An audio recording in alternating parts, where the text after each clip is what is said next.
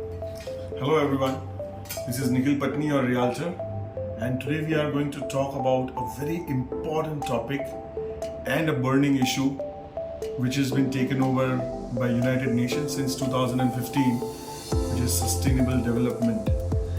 आज मैं इस सस्टेनेबल डेवलपमेंट को जोड़ूंगा रियल एस्टेट के साथ, कंस्ट्रक्शन इंडस्ट्री के साथ।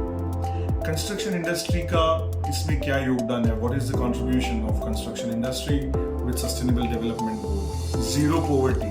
आज बहुत सारी ऐसी योजनाएं कंस्ट्रक्शन इंडस्ट्री बना रही है जहां पे एसआरए के प्रोजेक्ट्स यानी स्लम रीडेवलपमेंट करके उन स्लम के जो इनहेबिटेंट्स हैं उनको अच्छी जगह पे फिर से हैबिटेट देना, उनको बसाना, ये पॉवर्टी में से उन्हें बाहर निकालना, और ये फ्लैट फ्री ऑफ कॉस्ट होते हैं, कोई भी चार्ज नहीं किया जाता। इसका जो पूरा योगदान होता है वो गवर्नमेंट और बिल्डर के बीच के करार से होता है। सो ये पॉवर्टी मिटाने के लिए सबसे पहली चीज जो कि है मकान, तो इस मकान की समस्या का समाधान एक कंस्ट्रक्शन इंडस्ट्री कर सकती है। दूसरी बात थी जीरो हंगर। अभी फिलहाल मैं उस पर बहुत टिप्पणी नहीं करूंगा, लेकिन हाँ, रोजगार के साधन रियल एस्टेट इंडस्ट्री और कंस्ट्रक्शन इंडस्ट्री में बहुत सारे उपलब्ध हैं, तो इससे ये भी चीजें मिट सकती हैं। गुड हेल्थ एंड वेलबींग, अपने वर्कर्स की गुड हेल्थ और वेलबींग का ख्याल तो बिल्डर रखता ही है, साथ साथ में सारी ऐसी सुविधाएं उस बिल्डिंग में उपलब्ध हो जिससे किसी की तबीयत खराब ना हो। वॉकिंग के लिए जगह, walking trail, swimming pool, sports complexes, ये सारी चीज़ों का निर्माण भी आज एक डेवलपर कर रहा है। इसके साथ साथ जो मॉडर्न इंफ्रास्ट्रक्चर जिससे हेल्थ अच्छी रह सके, यानी सुदृढ़ रास्ते, ट्रैफिक पोल्यूशन का कम होना, यानी चौड़े रास्ते, ये बहुत सारी ऐसी चीज़ें हैं जो एक कंस्ट्रक्शन इंडस्ट्री कंट्रीब्यूट कर रही है। जो भी नया निर्माण आप देखते हो आज की डेट में, उसमें कंस्ट्रक्शन इंडस्ट्री का हाथ सबसे बड़ा है, चाहे वो मेट्रो हो, मोनोरेल हो, या इंडिया के अंदर कोई भी बड़ा सीलिंग प्रोजेक्ट कुछ भी हो, लेकिन कंस्ट्रक्शन इंडस्ट्री उसमें बहुत बड़ा योगदान देती जरूर है। क्लीन वाटर एंड सैनिटेशन, ये एक और समस्या थी। हाँ, बीएमसी के साथ मिलकर के पानी की उचित और उच्चतम सुविधा हर एक डेवलपर अपने सोसाइटी में करता है। वो बीएमसी को बताता है कि यहाँ कितने नए लोग रहने आएंगे, कितना पानी चाहिए, बीएमसी उस हिसाब से उस साल के पानी की व्यवस्था करती है। सैनिटेशन, आज कई सारे डेवलपमेंट्स में हम सीवेज ट्रीटमेंट प्लान देखेंगे जहाँ पे जो भी वेस्ट होता है, एक्सक्रिएशन वेस्ट होता है, वो सारा रिसाइकल होता है।